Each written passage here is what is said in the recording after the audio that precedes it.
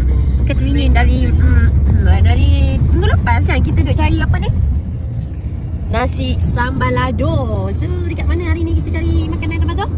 Apa nama tempat? Padang Tanamo ya. Bergegur nak ke review video ha. Ya kedai tu dia punya sambal lado padu tak padu. Tapi yang aku sure lah sedap yang aku masak lagi. Ini adalah perjalanan kita nak pergi ke mana boh? Nasi Padang Tanamo. Wow, mantap. Kita nak pergi makan nasi Padang. Jom. Dah sampai nasi Padang Tanamo ya. Di dekat mana bawah? Gambang. Ni kedai dia ni. Masya Allah. Jom kita try macam mana. Padu ke tak padu ya. Kita tunggu. Tak ada meja pula. Okey, ni kedai dia. Banyaknya lauk dia. Kemain Tapi itulah penuh gila orang. Tak ada orang lagi. So kita tengok dulu apa yang ada. Macam sedap je kan.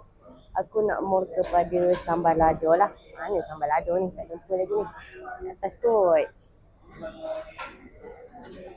Kat sini rupanya sambal lado ni. Sedap. Macam-macam jenis ada ya. Wow. Mantap lah. Sana kosong mah. Mantap sedap. Macam jadi je. Wow. Ni lauk yang kita ambil ini ikan tilapia ni dikata seketul RS10. Okey, yang ni ni ayam RM5. Ini pula daging apa buat daging salai RM6 seketul macam ni Okey, yang ini pula kita ambil dia punya petai ya. RM5 ya. Tak ada zaman yang murah je sekarang. Wow, okey akhirnya kita dah sampai nak makan sambal lado. Ini RM5. Okey. Dari minggu lepas dah teringin nak makan sambal lado. Hari ni ayah baru bawa. So apa lagi? Jom kita memantau. Ni ayah. Ini ayah. Ni ayah punya. Dia ambil apa ni? I don't sure lah. Tak lah. Janji aku dapat makan ni. Okey, kedai makan Tanamo. Rupanya bawa dengan kawan ayah rupanya. Ni kedai mereka ya. Silalah datang singgah sini. Awak perlu tengok anak aku ni. Allah ciganya dia. Ni sungguh sedap. Bukan nak tipu, rasa sebiji macam apa. Ni sedap. Minggu lepas pagi. Dia bukan tak sedap, dia rasa kurang. Yang ni ada dia hancur. Daging salai. Daging mah? Bukan daging salai. Dah daging ni.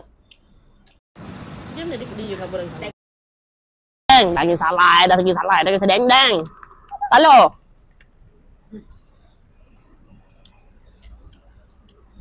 Lembut lagi ni. Apa harga dia? Petai tak lari dari petai Mok Yah ni. Mok Yah. Petai tak habis.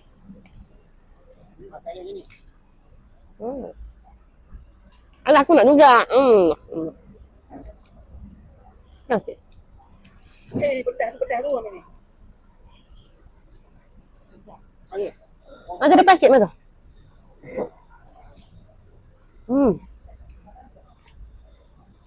So yang mana nak datang dekat kedai ni approve. Dia punya daging pula. Dia punya sambal lado memang jadi molek. Kita ada nampak? Tu je tak habis.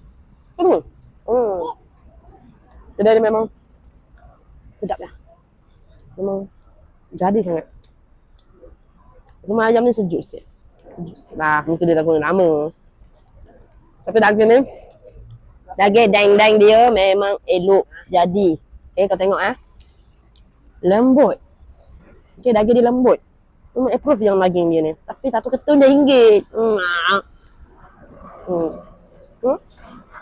Kita makan dulu ya. Kereta sudah habis. Masya-Allah.